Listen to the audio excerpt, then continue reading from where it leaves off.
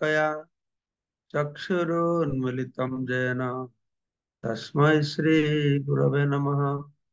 नमो विष्णुपादाय कृष्णपृष्ठाय भूतले श्रीमते भक्तिवेदांत स्वामिने इति नामिने।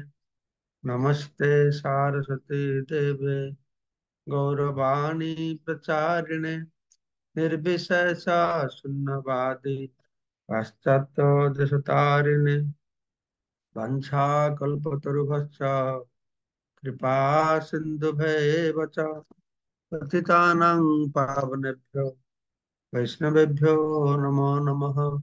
आजानुलंबित भुजौ कनकावदातौ संकीर्तनैकपितरौ कमलायताक्षौ विश्वम्भरौ द्विजभरौ जुगधर्मपालौ वन्दे जगत्प्रियकरौ करुणावतारौ चिरददतनिजगुप्तवीतं सुप्रेमनामामृतमत्तुतारम् आपामरजपिततारं गौरकृष्णजनभ्य तमहं प्रपद्ये। आनन्दलीलामय विग्रहाय सुन्दराय तस्मै महाप्रेम रसप्रदाय चैतन्यचन्द्राय नमो नमस्ते। जय श्री कृष्ण चैतन्य प्रभु नित्यानंद श्री अद्वैत गदाधर शिवासादि श्री गौर भक्त वृंद। हरे कृष्णा कृष्ण कृष्ण हरे हरे, हरे राम राम राम हरे हरे। मुखम करोति वातलं पंगुलं हयते गिरिं कृपा तमहं वन्दे परमानंद माधवम श्री गुरु दिनतारिणम श्री चैतन्य ईश्वरम नम विष्णुपादाय कृष्ण पृष्ठाय भूतले श्रीमते जय पताका स्वामी नाम। আমরা শ্রী চৈতন্য চরিতামৃত থেকে শ্রবণ করছি সপ্তম অধ্যায়।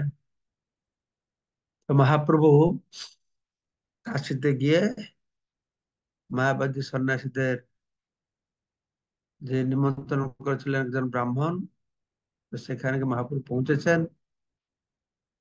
তো তিনি বিনয় ভাব নিয়ে যেখানে সবাই তার চরণ ধৌত করে সেখানে বসেছিলেন। তারপরে মায়াবাদী সন্ন্যাসীদের যে মুখ্য প্রকাশানন্দ সরস্বতী তিনি দাঁড়িয়ে এসে মহাপ্রভুকে বলছেন। তো কালকে আমরা শ্রবণ করেছিলাম মনে হয়, তিনি বলছিলেন সন্ন্যাসী হইয়া কর নর্তন গায়ন, ভাবুক সব সঙ্গে লয়া কর সংকীর্তন। এই সংকীর্তন করাটাকে তিনি কি মনে করলেন? বেদান্ত পঠন ধ্যান সন্ন্যাসীর ধর্ম, তাহা ছাড়ি কর কেনে ভাবুকের কর্ম। তো একচত্বরিংশ শ্লোকে বিশ্লেষণ করা হয়েছে যে মায়াবাদী সন্ন্যাসীরা নৃত্য ও কীর্তন করা অনুমোদন করে না। সার্বভৌম ভট্টাচার্যের মতো প্রকাশানন্দ সরস্বতীও ভুল বুঝেছিলেন যে শ্রী চৈতন্য মহাপ্রভু হচ্ছেন একজন পথভ্রষ্ট নবীন সন্ন্যাসী। তাই তিনি তাকে জিজ্ঞাসা করেন, সন্ন্যাসীর কর্তব্য না করে কেন তুমি ভাবুকের সঙ্গ কেন তিনি ভাবুকের সঙ্গ করছেন। যেমন মহাপ্রভু সন্ন্যাস নিয়ে পুরী গেছিলেন, সার্বভৌম ভট্টাচার্য তিনিও শঙ্করাচার্যের দর্শনে খুব এক্সপার্ট ছিলেন, বেদান্ত দর্শনে। তো তারও এই একই রকম ধারণা ছিল। মহাপ্রভু তার প্রতি কৃপা করে তাকে ষড়ভুজ রূপ দর্শন করিয়ে তার এই ভ্রান্ত ধারণা থেকে তাকে মুক্ত করে বৈষ্ণব পরিণত করেছিলেন। সেখানে প্রকাশানন্দ সরস্বতী বলছেন যে প্রভাবে দেখিয়ে তোমা সাক্ষাৎ নারায়ণ, হীন আচর কর কেন ইথা কি কারণ। তোমাকে দেখতে নারায়ণের মতন লাগে তোমার প্রভাব দেখে, নিম্ন শ্রেণীর মানুষের মতন আচরণ করেছে কোনো, তার কারণ কি? এটা কাকে হীন আচার বলছেন? মনে হয় মহাপ্রভু যে নৃত্য কীর্তন করছেন সেটাকে হীন আচার বলে তারা মনে করছে।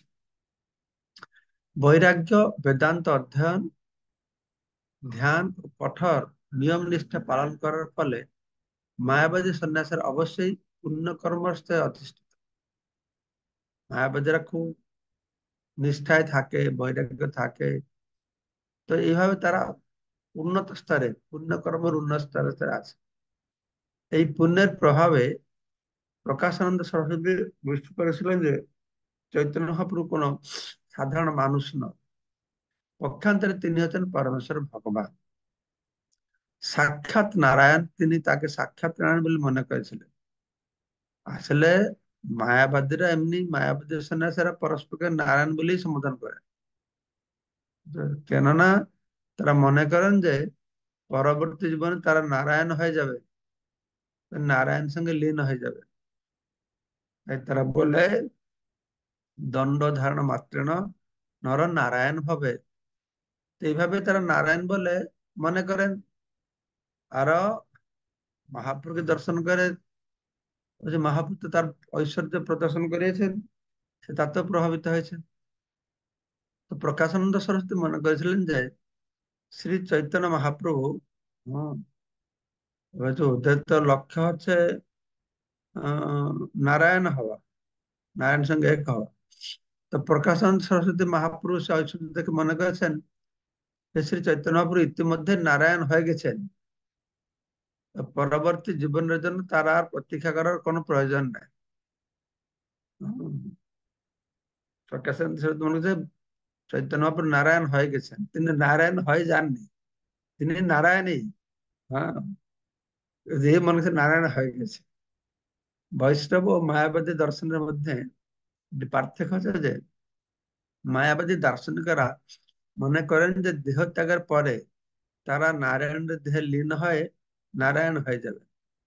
কিন্তু বৈষ্ণব দার্শনিকরা জানেন যে জড় দেহের মৃত্যুর পর তারা এক জড়াতীত চিন্ময় শরীর প্রাপ্ত হয়, নারায়ণের সঙ্গ লাভ। হ্যাঁ, প্রভুপাদের এই যে দুটো বাক্য অত্যন্ত গুরুত্বপূর্ণ, বিরাট পার্থক্য। তারা মনে করে আমার নারায়ণ হয়ে যাব, বৈষ্ণব মনে করে আমার নারায়ণের হয়ে থাক, নারায়ণ হব না, নারায়ণের হয়ে থাক। কি? প্রভু কহে শুনো শ্রীপাদ ইহার কারণ, গুরু মারে মূর্খ দেখি করিল শাসন। তো মহাপ্রভু বলছেন প্রকাশানন্দ সরস্বতীকে, ঠিক আছে শ্রীপাদ, হম, এর কারণ কি, কেন আমি এরকম করি, কেন নাচি গাই, হ্যাঁ এরকম করি? তার উত্তর বলছেন, গুরু মারে মূর্খ দেখি করিল শাসন। আমার গুরুদেব বুঝতে পেরেছেন যে আমি একটা মূর্খ, হম, আমাকে শাসন করেছিলেন। প্রকাশানন্দ সরস্বতী যখন শ্রী চৈতন্য মহাপ্রভু জিজ্ঞাসা করেছিলেন যে কেন তিনি বেদান্ত পাঠ করেন না এবং ধ্যান করেন না, তখন শ্রী চৈতন্য মহাপ্রভু নিজেকে একজন মূর্খ বলে উপস্থাপন করেছিলেন। কেননা বর্তমান কলিযুগটা হচ্ছে সমস্ত মূর্খদের যুগ। তাই বেদান্ত দর্শন পাঠ করে ও ধ্যান করে পরমার্থ সাধন হয় না। উম, মহাপ্রভু কলিযুগের সাধারণ মানুষের একটি ভূমিকা গ্রহণ করে, সেই ভাব করে, সেই ভাবে তিনি বলেছেন, হ্যাঁ, যে আমি একটু মূর্খ। কলিযুগে সবাই মূর্খ, অর্থাৎ কলিযুগে বেদান্ত অধ্যয়ন করা, ধ্যান করা এই অধিকার কার নেই। সেই জন্য শাস্ত্রে বলা হয়েছে কলিযুগে হচ্ছে হরের নাম হরের নাম হরের নাম কেবলম অলৌ নাস্তেব নাস্তেব নাস্তেব গতির নাথ। কলহ ও প্রবঞ্চনাপূর্ণ এই কলিযুগে উদ্ধার পাওয়ার একমাত্র উপায় আছে ভগবানের দিব্য নাম কীর্তন করা। তাছাড়া আর অন্য কোনো গতি নেই, অন্য কোনো গতি নেই, অন্য কোনো গতি। সাধারণত এই কলিযুগের মানুষেরা এত অধপতি যে তাদের পক্ষে বেদান্ত সূত্র অধ্যয়ন করা, পরমার্থ সাধন করা সম্ভব নয়। সুতরাং ঐকান্তিক ভাবে নিরন্তর ভগবানের দিব্য নাম কীর্তন করতে হবে। কেননা এই জড় জগতের দুঃখ দুর্দশা থেকে মুক্ত হওয়ার সেটি হচ্ছে একমাত্র পন্থা। তো তার গুরুদেব চৈতন্য বলছেন গুরু মূর্খ থেকে করিল শাসন। শাসন করে কি বললেন? আমার গুরু আমাকে বলল, মূর্খ তুমি, তোমার নাহি বেদান্ত অধিকার, কৃষ্ণ মন্ত্র জপ সদা এই মন্ত্র সার।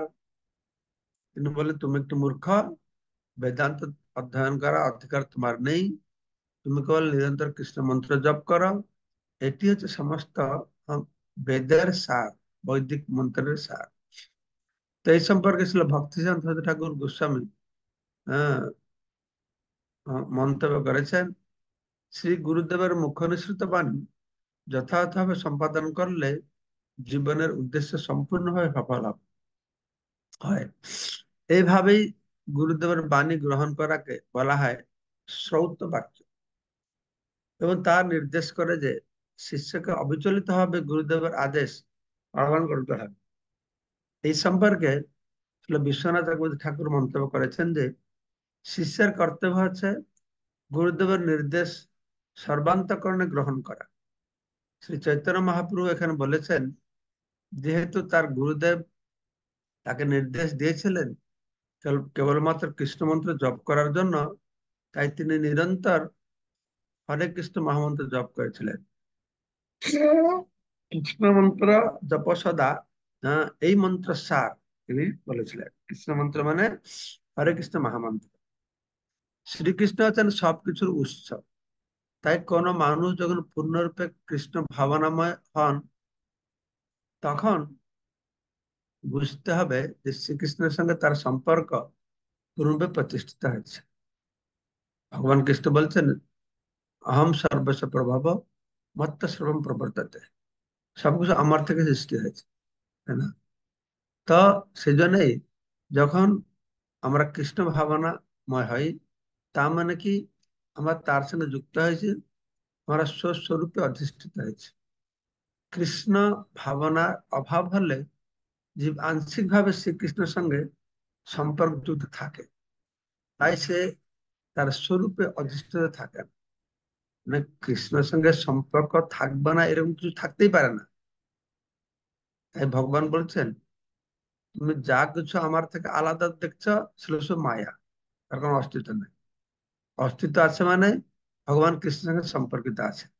কিন্তু কৃষ্ণ ভাবনায় থাকলে পূর্ণ সম্পর্ক থাকবে, আর কৃষ্ণ ভাবনা না থাকলে আংশিক সম্পর্ক থাকবে। সদ্য শ্রী চৈতন্য মহাপ্রভু হচ্ছেন পরমেশ্বর ভগবান শ্রীকৃষ্ণ, সমস্ত জগতের গুরু। তবুও তিনি গুরুদেবের নির্দেশ অনুসারে নিরন্তর হরে কৃষ্ণ মহামন্ত্র কীর্তন করার শিক্ষা দান করার জন্য স্বয়ং শিশুত্ব পূরণ করে এই আচরণ করে গেছেন।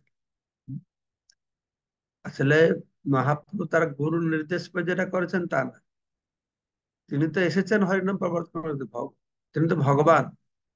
চির অদত্ত নিজ গুপ্ত প্রীতম সুপ্রেম নাম অমৃতমত্তা, চিরদিন ধরে দাহন তার নাম ও প্রেম ধর্ম তিনি দিয়েছেন।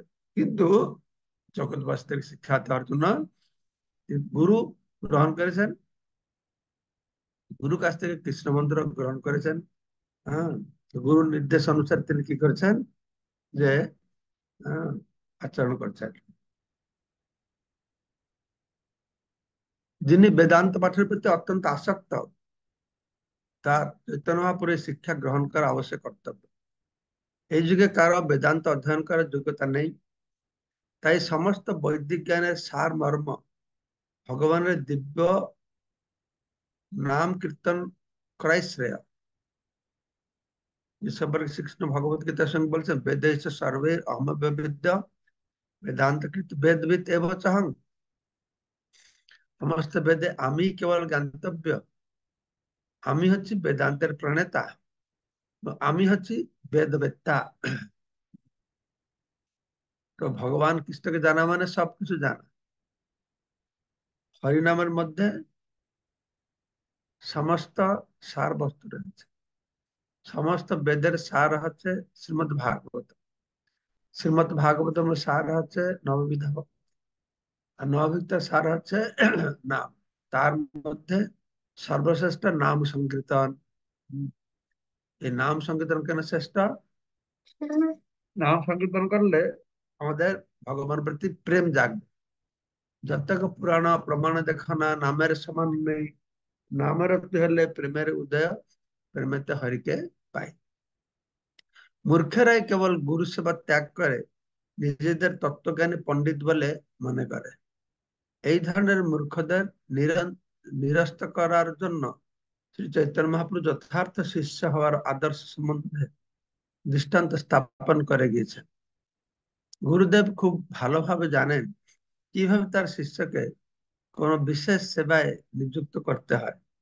কিন্তু শিষ্য যদি নিজেকে গুরুর থেকেও বড় পণ্ডিত বলে মনে করে, তার নির্দেশ অবমান অমান্য করে, স্বাধীন মত অনুযায়ী আচরণ করতে শুরু করে, তাহলে তার পারমার্থিক প্রগতি রুদ্ধ হয়।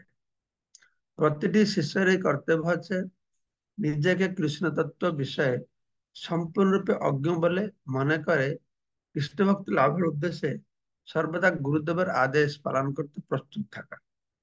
শিষ্যের কর্তব্য গুরুদেবের সামনে নিজেকে মহামূর্খ বলে মনে করা।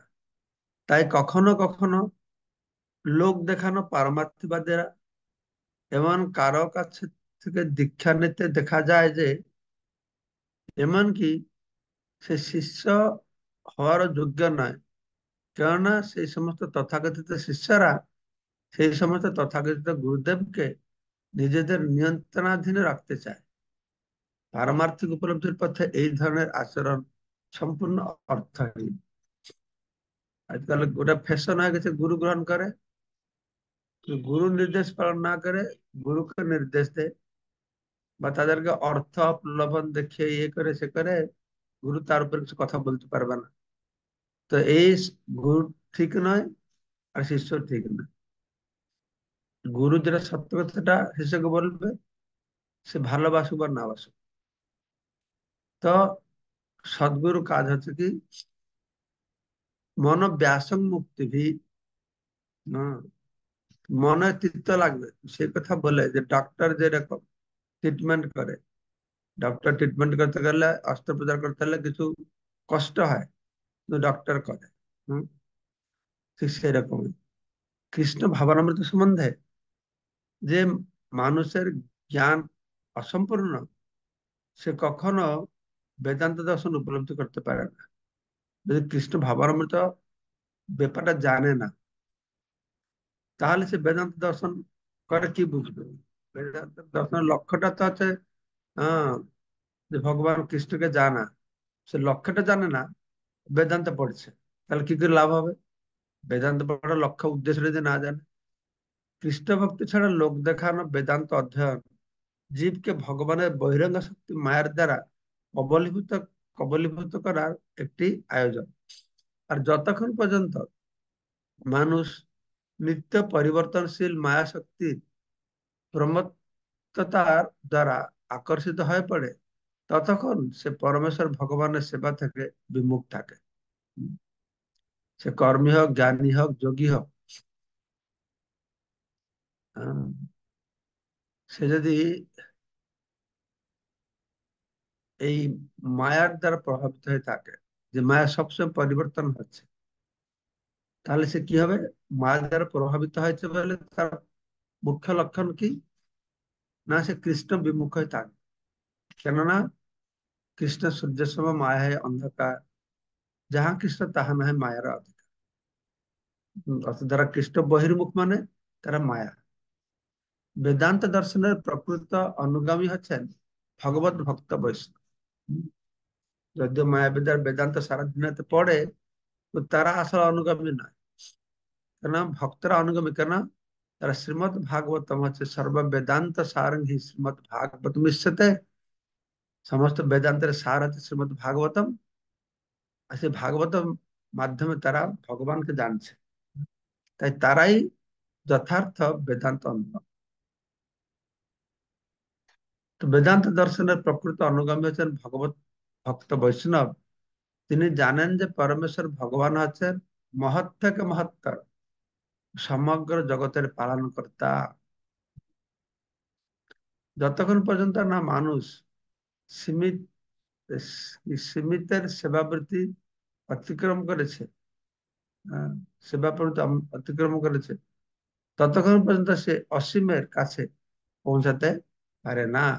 উম, জড় জগৎ আছে সীমিত, ভগবান হচ্ছেন অনন্ত। তো এই সীমিত আহ, কে সেবায় যদি আমরা লেগে থাকি, তাহলে অসীম অনন্তের সেবাতে আমরা পৌঁছতে পারবো। প্রকৃতপক্ষে এই অসীমের জ্ঞানই হচ্ছে ব্রহ্মজ্ঞান বা পরম জ্ঞান।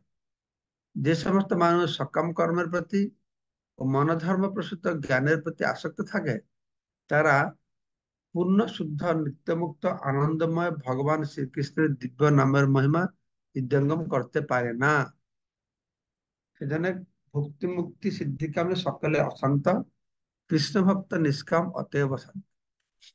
এরা যারা সকাম কর্ম করে, কর্মকাণ্ডী এবং মনোপ্রসূত জ্ঞানের যারা জ্ঞানকাণ্ডী, তারা এই ভগবানের দিব্য নামের মহিমা বুঝতে পারবে।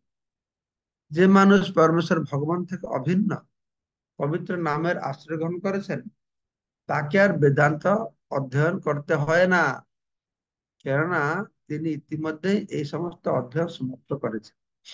তাই যারা ভক্ত এই বেদ বেদান্ত অধ্যয়ন করে, তারা আর সময় অপচয় করে না। তারা গীতা ভাগবত অধ্যয়ন করে, ভগবানের নাম করে, কৃষ্ণ প্রসাদ পেয়ে মঙ্গলারতি সন্ধ্যা আরতি করে বা সুন্দর দিনকে অতিবাহিত করে। যে মানুষ শ্রীকৃষ্ণের দিব্য নাম কীর্তন করতে অক্ষম হয়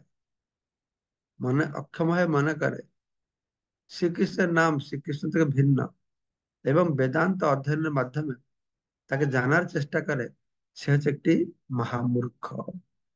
বেদান্ত অধ্যয়ন করে ভগবানকে জান, কৃষ্ণ তো কৃষ্ণ থেকে নাম থেকে ভিন্ন, তার আশ্রয় নেব সেটা করে না। তো সেই সত্য চৈতন্য মহাপ্রভু ব্যক্তিগত আচরণের দ্বারা প্রমাণিত, চৈতন্য মহাপ্রভু ব্যক্তিগত আচরণ দ্বারা প্রমাণিত হয়েছে। এবং যে সমস্ত মনোধর্মী জ্ঞানী বেদান্ত অধ্যয়নকে তাদের পেশাগত বৃত্তি বলে গ্রহণ করেছে, তাদেরও তাদেরও জ্ঞান তাদেরও জ্ঞান মায়ার দ্বারা অপহৃত হয়েছে। মায়া অপহৃত জ্ঞান, উম, তাদের জ্ঞান মায়ার অপহৃত। তো যিনি নিরন্তর ভগবানের দিব্য নাম কীর্তন করেন, তিনি ইতিমধ্যে অজ্ঞানের পারাবার অতিক্রম করেছেন। এইভাবেই এমনকি নিচ কুল উদ্ভূত কোন পুরুষও যদি ভগবানের দিব্য নাম কীর্তনে মগ্ন হন, তিনিও বেদান্ত অধ্যয়নের স্তর অতিক্রম করেছেন বলে বুঝতে হবে। হ্যাঁ, শুধু সাধারণ মানুষ কি, এমনকি নিচ কুলে যারা জন্ম হয়েছে, বেদান্ত অধ্যয়ন করতে হলে তো অধিকার থেকে তোমার ব্রাহ্মণ ঘরে জন্ম হলে হবে না, বেদান্ত অধ্যয়ন করতে পারবে। তারা বেদান্ত অধ্যয়ন করে ভগবানকে জানতে চাইছে। আর এদিকে কি হচ্ছে, তার নিচে কুলে জন্ম হয়েছে, তারা শুধু হরিনাম করে। বেদান্তের যে লক্ষ্য ভগবানকে জানা, ভগবানকে কাছে আত্মসমর্পণ করা। এরা বেদান্ত না পড়েও না জেনেও শুধু হরিনাম করেছে, তাই তারা ভগবানকে জানতে পারছে, তার কাছে আত্মসমর্পণ করেছে। হ্যাঁ, তো যারা নিচু করে উদ্ভূত হয়েছে তারা অপরিণত। তাই ভাগবতে তৃতীয় স্কন্ধের 33 অধ্যায় 7 নম্বর শ্লোকে বলা হয়েছে, অহবৎ সুপচত গরিয়ান যদ জিহ্বাগ্রে বর্ততে নাম তুভ্যম তে তপস্তে জুহুর্বু সম্নুরার্চ্যা ব্রহ্মানুচর নাম গৃণন্তি চেতে। সোপচ অহবৎ সোপচত গরিয়ান। সোপচ মানে কুকুর ভোজি চান্ডাল, যারা কুকুর ভোজন করে। সোপচ গুণ উদ্ভূত মানুষ যদি শ্রীকৃষ্ণের দিব্য নাম কীর্তন করে, যদ জিহ্বাগ্রে বর্ততে নাম তুভ্যম, তাহলে বুঝতে হবে যে তার পূর্বজন্মে তিনি সব রকম তপশ্চর্যা, কৃচ্ছ সাধন এবং সব রকমের যজ্ঞ অনুষ্ঠান সম্পাদন করেছেন। হ্যাঁ? আরেকটি শ্লোকে বলা হয়েছে, এই শ্লোকটা ভালো কি দেখতে পাচ্ছি না আমি।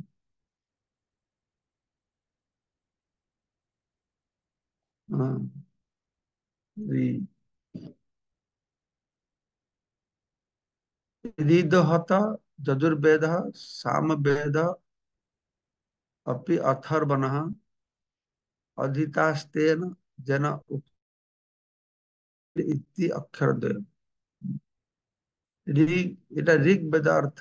আচ্ছা, ঋগ বেদার্থ, যজুর্বেদ, সামবেদ, अपि अथर्वण অধীতাস্তেন অধীতাস্তেন যেন উক্তম হৈরিতি অক্ষরদ্বয়ম। যে মানুষ হ এবং রি এই দুটি অক্ষর কীর্তন করেন, তিনি ইতিমধ্যে সাম, ঋক, যজুর, অথর্ব এই 4টি বেদ তাদের অধ্যয়ন করেছে হয়ে গেছে। এই শ্লোকগুলির অজুহাতে একদল সহজে সবকিছু অত্যন্ত আহ সস্তা ভাবে নেয়। তারা নিজেদের অতি উন্নত বৈষ্ণব বলে মনে করে, অথচ বেদান্ত সূত্র অথবা বেদান্ত দর্শন স্পর্শ পর্যন্ত করে না। একটা হয়ে গেল যারা বেদান্ত নিয়ে বসে আছে, আরেক দল আছে তারা হরি করলে হয়ে যাবে, আর কিছু করতে চায় না। প্রকৃত বৈষ্ণব কিন্তু বেদান্ত দর্শন অধ্যয়ন করেন, কিন্তু বেদান্ত দর্শন অধ্যয়ন করার পর কেউ যদি ভগবানের দিব্য নাম কীর্তন করার পন্থা গ্রহণ না করেন, তাহলে তিনি মায়াবাদীদের থেকে কোনো অংশেই শ্রেয় নন। তো সেদিন প্রপাত বলেছেন, যদি জ্ঞান ছাড়া ভক্তি, তাহলে সহজিয়া ভাব প্রবণতা, আর ভক্তি ছাড়া জ্ঞান হচ্ছে মায়াবাদী। এরা জ্ঞান, বেদান্ত জ্ঞান গ্রহণ করছে, ভগবান দিব্য নাম কীর্তন করে ভক্ত হচ্ছে না, তাহলে মায়াবাদী হয়ে যাবে। তো সুতরাং মায়াবাদী হওয়া উচিত নয়। আবার সেই সঙ্গে বেদান্ত দর্শনের বিষয়বস্তু সম্বন্ধেও অজ্ঞ থাকা উচিত নয়, দুটোই জানতে হবে। সেই জন্য ভক্তি বেদান্ত, ভক্তি থাকতে হবে, বেদান্ত থাকতে হবে। বাস্তবিক শ্রী চৈতন্য মহাপ্রভু প্রকাশানন্দ সরস্বতীর সঙ্গে আলোচনাকালে বেদান্ত সম্বন্ধে জ্ঞান প্রদর্শন করেছিলেন। এইভাবেই এর থেকে বোঝা যায় যে বৈষ্ণবের কর্তব্য হচ্ছে সর্বতভাবে বেদান্ত দর্শন সম্বন্ধে অবগত থাকা। তবে তার অর্থ এই নয় যে বেদান্ত অধ্যয়নকে পারমার্থিক অনুশীলনের মূল বিষয় বলে মনে করে ভগবানের দিব্য নাম কীর্তন থেকে বিরত হওয়া। অর্থাৎ বেদান্ত দর্শন করলে ভগবানকে জানা যাবে না। কেন? ভগবান ভক্তি হি এনম দর্শয়তি, ভক্তি দ্বারা দর্শন করে। তো বেদান্ত দর্শন করলে উপসংহারে সে কি করবে না, ভগবান দিব্য নাম করবে, ভগবানের সেবা করবে, ভগবানের ভক্তি করবে। তো ভক্তের কর্তব্য হচ্ছে বেদান্ত দর্শন হৃদয়ঙ্গম করা, সেই সঙ্গে ভগবানের দিব্য নাম কীর্তন করার গুরুত্ব সম্বন্ধে অবগত থাকা, দুটোই করতে হবে। হুম। বেদান্ত অধ্যয়নের ফলে কেউ যদি নির্বিশেষবাদী হয়ে যান, তাহলে তিনি বেদান্ত উপলব্ধি করতে সক্ষম হন না। বেদান্ত অধ্যয়ন যারা করে, তারা নিজেকে নির্বিশেষবাদী বলে গ্রহণ করে, মনে করে, তারা বলে যে বেদান্তটা ওদেরই হম সম্পদ, ওরাই আসল বেদান্তের অনুগামী, কিন্তু এটা তা না। সেই কথা ভগবত গীতায় 15 শ্লোকে প্রতিপন্ন হয়েছে। বেদান্ত মানে হচ্ছে সমস্ত জ্ঞানের অন্ত। হম, সমস্ত জ্ঞানের অন্ত হচ্ছে কৃষ্ণ তত্ত্ব জ্ঞান। কেউ জিজ্ঞাসা করছিল বেদান্তটা কি? বেদ মানে জ্ঞান, আর সমস্ত জ্ঞানের অন্তিম কথা যে অন্ত, এটা বেদান্ত। আর সেই বেদান্তের অন্তিম কথা ভগবত গীতায় বলা হয়েছে, হম, যে এটা কি না, ভগবান কৃষ্ণ। বেদের শেষ কথা হচ্ছে ভগবান কৃষ্ণ। কৃষ্ণকে জানতে হলে তার দিব্য নাম করতে হবে। সহজেরা 4টি বৈষ্ণব সম্প্রদায়ের আচার্যদের ভাষা সম্বন্ধিত বেদান্ত দর্শন অধ্যয়নে আগ্রহ প্রকাশ করেন। এই জন্য আমাদের 4 সম্প্রদায় আছে, 4 সম্প্রদায়ের আচার্যরা তারা বেদান্ত ভাষ্য রচনা করেছেন। আর আমাদের যথার্থ সম্প্রদায় হওয়ার জন্য বলদেব বিদ্যাভূষণ এই গোবিন্দ ভাষ্য তিনি রচনা করেছেন। গৌড়ীয় সম্প্রদায় গোবিন্দ ভাষ্য নামক বেদান্ত ভাষ্য রয়েছে, কিন্তু সহজিয়ারা মনে করে যে এই ধরনের ভাষ্যগুলি হচ্ছে অস্পৃশ্য দার্শনিক জল্পনা কল্পনা। তারা মহান বৈষ্ণব আচার্যদের মিশ্র ভক্ত বলে মনে করে, যে তারা বেদান্ত, আমাদের আচার্য বেদান্ত ভাষ্য করেছে, তারা এটা শুদ্ধ ভক্তের নয়, এটা মিশ্র ভক্তি, জ্ঞান মিশ্র ভক্তি। তো এইভাবে তারা নরকে যাওয়ার পথ পরিষ্কার করে। দেখতে হবে, এটাকে ব্যালান্স করতে হবে। তো আমাদের দেখছি দুই দিকে বিপদ আছে। এদিকে যদি আমরা বেদান্ত অধ্যয়ন করি, নাম না করি, ভক্তি না করি, তাতেও লাভ হবে না। এদিকে আমরা ভক্তি করছে, নাম করছে, কিন্তু বেদান্তকে মানছে না, তাতেও বিপদ আছে। সেই জন্য ভক্তি আর বেদান্ত দুটোকে আমাদেরকে মানতে হবে। তো কালকে আমরা শ্লোক নম্বর 73 থেকে পাঠ করে শোনাবো। আমি কালকে ট্রেনে আসলাম, এসি ট্রেনে, অত জোরে ঠান্ডা চালিয়ে দিয়েছে, আমার মাথাটা ধরেছে আর সর্দি লেগে গেছে। জন্য আজকে পানিহাটিতে আমার যাওয়ার কথা ছিল, পানিহাটি চিড়াদের ফেস্টিভ্যাল, আমি আর আজ কখন যাবো না হচ্ছে। মঙ্গল প্রভু বলুন কি বলছেন।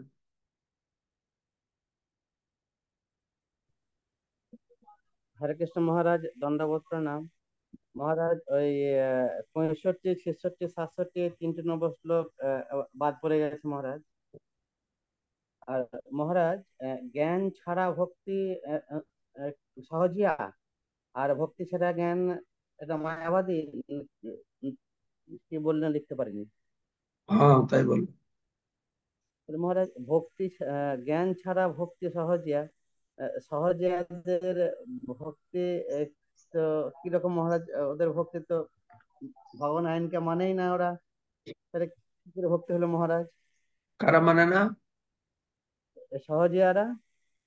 না, তারা মানে ভগবানকে মানে, এরা ভগবানকে মানে, ভগবান নাম করে হাজার, যতটা নীতি নিয়ম নিষ্ঠা পালন করে না, আর শাস্ত্র রাস্তা ততটা ই করে না, সহজে তারা ভগবানকে মানে। হুম, আচ্ছা, হুম। ঠিক আছে মহারাজ, তো প্রণাম। আমাদের শ্লোক কথা 65টা বাদ পড়ে গেছিল। হ্যাঁ, 65, 66, 67 তিনটে বাদ পড়ে গেল। আগের দিন 61 থেকে 64 হয়েছিল মহারাজ। তো 65 নম্বরে যেটা আমি বললাম, তো প্রকাশানন্দ সরস্বতী দাঁড়িয়ে আপনে প্রকাশানন্দ হাতেতে ধরিয়া বসাইলা সভা মধ্যে সম্মান করিয়া, মহাপ্রভুর হাত ধরে নিয়ে গেছে, নিয়ে ওই মঞ্চে বসিয়েছে। শ্রী চৈতন্য মহাপ্রভুর প্রতি প্রকাশানন্দ সরস্বতীর এই সম্মানজনক ব্যবহার অত্যন্ত প্রশংসার যোগ্য। এই ধরনের ব্যবহারকে বলা হয় অজ্ঞাত স্বীকৃতি। এইভাবে শ্রী চৈতন্য মহাপ্রভু প্রকাশানন্দ সরস্বতীকে অজ্ঞাত স্বীকৃতি দ্বারা পরমার্থিক পথে এগিয়ে নিয়ে যাওয়ার আয়োজন করেছিলেন, যাতে ভবিষ্যতে তিনি বৈষ্ণবে সন্ন্যাসীতে পরিণত হতে পারে। পুছিল তোমার নাম শ্রীকৃষ্ণ চৈতন্য, কেশব ভারতীর শিষ্য, তাতে তুমি ধন্য। তোমার নাম শ্রীকৃষ্ণ চৈতন্য, এই নাম শুনে বুঝতে পেরেছে। হম। আর তিনি কেশব ভারতীর শিষ্য, তাই তিনি ধন্য, কেননা ওদের সম্প্রদায়ের ভক্ত। হ্যাঁ। সাম্প্রদায়িক সন্ন্যাসী তুমি রহ এই গ্রামে, এই কারণে আমার সবার না করো দর্শন। তুমি যদি এই গ্রামে থাকো শঙ্কর সম্প্রদায়ের সন্ন্যাসী, তাহলে আমাদের তুমি দর্শন করতে আসো না কেন? তো তাৎপর্য তো বিরাট বড়, এটা বাদ দিয়ে দিচ্ছে নাকি? হ্যাঁ, 67 তাৎপর্যটা বাদ পড়ে গেছে। মঙ্গল প্রভু, মহারাজ, প্রণাম মহারাজ। 67-এর তাৎপর্যটা বাদ পড়ে গেছে। হ্যাঁ মহারাজ। কালকে মনে করে দেবেন, তাৎপর্যটা পড়তে, ওটা বাদ দিলে হবে। ঠিক আচ্ছা আছে। মহারাজ। হ্যাঁ মহারাজ।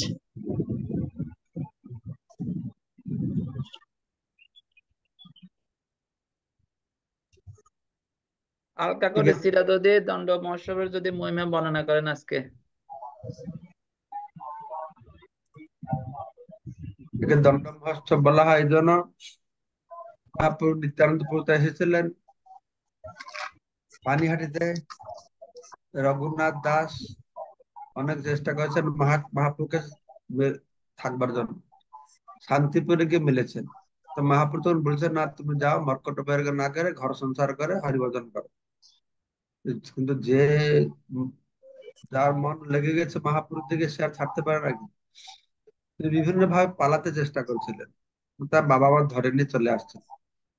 তো একবার নিত্যানন্দ প্রভু পানিহাটিতে রাঘব পন্ডিতের বাড়িতে এসেছিলেন। তো তিনি গঙ্গা তীরে বসেছিলেন ভক্তদেরকে নিয়ে, সে বটবৃক্ষ আজকেও আছে। ইতিমধ্যে রঘুনাথ দাস শুনে নিত্যানন্দ প্রভু এসে দর্শন করতে এসেছেন, তো দূর থেকে প্রণাম করছেন। তো ভক্তরা বলছেন যে এরকম রঘুনাথ দাস ওনাকে প্রণাম করছে দূর থেকে। তখন মহাপ্রভু অন্যতম ডাকেছে, এই কাছে আসো, কাছে আসো, তোর তুমি কোথায় যাচ্ছ? তোমার ধরা পাচ্ছ না, আজকে ধরা পড়েছ। তো রঘুনাথ দাস কাছে এসেছেন, তার মাথায় তার চরণ কমল স্থাপন করেছেন, বলে তুমি চোর, তোর দণ্ড দেওয়া হবে। কি দণ্ড দেওয়া হবে? না, আমার গণদেরকে অর্থাৎ আমার পার্ষদদের তুমি শুধু চিড়া দই খাওয়াবে। এই শাস্তি পেয়ে রঘুনাথ দাস খুব খুশি হয়ে গেছেন, আবার দিয়েছেন, বহু চিড়া, দধি, দুধ, কলা সব নিয়ে এসেছেন। আর সেখানে সব গঙ্গার তীরে সবগুলো মাখিয়েছে। তার সব বর্ণনা চৈতন্য চরিতামৃতে দেওয়া হয়েছে, আপনারা আজকে পড়বেন। এই যে চিড়া দধি দেওয়া হচ্ছে শুনে আর সব গ্রাম থেকে হাজার হাজার লোক এসে গেছে। তো অত লোক এসে গেছে, তো মানে সে পারে আর জায়গা নেই। তো সব চিড়া মিক্স করে মহাপ্রভু সব পার্শ্বদের উপরে বসে আছেন, ব্রাহ্মণ সজ্জনদেরকে উপরে বসিয়েছেন।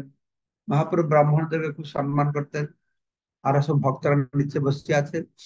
আর অনেক ভক্ত হয়েছে, তো তাই উপরে জায়গা নেই, তার গঙ্গার জলে দাঁড়িয়ে হাড় নিয়ে চিড়া খাওয়ার জন্য রেডি হয়ে বসে আছে। তো ইতিমধ্যে নিত্যানন্দ প্রভু ধ্যানস্থ হয় মহাপ্রভুকে ডেকেছেন। মহাপ্রভু পুরীতে এসেছিলেন, তো মহাপ্রভুকে নিয়ে যখন সব রেডি হয়ে গেছে, মহাপ্রভুকে নিয়ে কি করেছেন, সব ভাঁড় থেকে কিছু কিছু নিয়ে মহাপ্রভু মুখে দিচ্ছে। তো এটা তো মানুষেরা দেখতে পারছে না, মহাপ্রভুকে শুধু নিত্যানন্দ প্রভু নিয়ে দেখাচ্ছে কোথায় প্রসাদটা উধাও হয়ে যাচ্ছে। তো এইভাবে মহাপ্রভুকে সেখানে এনেছিলেন। তারপরে নিত্যানন্দ প্রভু ভক্তের সঙ্গে এই চিরাদিন মহোৎসব করলেন। তারপরে রাঘব পণ্ডিত পরে এসেছেন, আরে তোমার জন্য আমি রান্না বান্না করে রাখলাম, ওখানে কি করছো? তো পুলিন ভোজন এভাবে নিত্যানন্দ প্রভু করেছেন। নিত্যানন্দ প্রভু থেকে তুমি যে রান্না করছো রাত্রি সে প্রসাদ পাবো, এখন আমরা এখানে ভক্তের সঙ্গে পুলিন ভোজন করবো। তো এই লীলার মাধ্যমে শিক্ষা দেওয়া হচ্ছে যে নিত্যায়ের করুণা হবে, নিত্যানন্দের করুণা হলে আমার মহাপ্রভুকে পাবো, নাহলে ডাইরেক্টলি মহাপ্রভুকে পাবো না। রঘুনাথ দাস প্রথমে ডাইরেক্টলি মহাপ্রভুর কাছে গেছেন, পাচ্ছিল না। এই যে দণ্ড মহোৎসবে নিত্যান্ত প্রভু কৃপা পেলেন, নিত্যান্ত প্রভু প্রসাদ পেলেন, তার চরণ ধুলি পেলেন, তারপরে যে লীলা হলো, আর কেউ তাকে আটকাতে আর পারলেন না। তো তিনি সোজা কলকাতা থেকে বেরিয়ে, পানিহাট থেকে বেরিয়ে আদি সপ্তগ্রাম থেকে 12 দিন হেঁটে হেঁটে, না খেয়ে, জল পান না করে শুধু হেঁটে হেঁটে পুরী চলে গেছে। তো এরকম হচ্ছে নিত্যান্ত গুরু কৃপা, এই হচ্ছে চৈতন্য মহাপ্রভু মান। ঠিক আছে, ওকে। আচ্ছা মহারাজ, প্রণাম। গণেশ প্রভু বলুন, আর মিউট করেন। হরে কৃষ্ণ, ধন্যবাদ, প্রণাম মহারাজ। 64 নম্বর শ্লোকে ওই তাৎপর্য আছে যে মায়াবাদী সন্ন্যাসীরা কেবল নিজেকে গুরু বলে ঘোষণা করেই সন্তুষ্ট নন, তারা নিজেদের জগৎগুরু বলে প্রচার করতে চান। কিন্তু এই ক্ষেত্রে আমরাও শিল প্রভুপাদকে জগৎগুরু বলি, কিন্তু আমাদের এক সময় এক ইস্কন ভক্ত বলছে প্রভুপাদকে জগৎগুরু বলা যায় না। তাই আমরা যে প্রভুপাদকে জগৎগুরু বলি, এটা আসলে কতটা যৌক্তিক, এই বিষয়ে আমি একটু জানতে চাই। হরে কৃষ্ণ। আসলে যারা জগৎগুরু বলে, প্রভুপাদ একটু আগে অন্য একটা তাত্ত্ব বলেছেন, তারা জগৎটা কোনদিন দেখে না, নিজের গ্রামের বাইরে যায় না। জগৎ থেকে জগৎগুরু কে হবে? যে জগতে সব জায়গায় শিষ্য করবে, তো তো গুরু হবে না। জগৎগুরু কে হতে পারে? হ্যাঁ, হ্যাঁ, পৃথিবী শিষ্যাত উপদেশের মধ্যে বলা হয়েছে, পাঁচ বেগ, মনস ক্রোধ বেগ, জুহা বেগ, উদর প্রস্থ বেগ, এতান বেগান্ত বিষয়তে ধীর, পৃথিবী শিষ্যাত, তবে তাকে জগৎগুরু বলা হয়।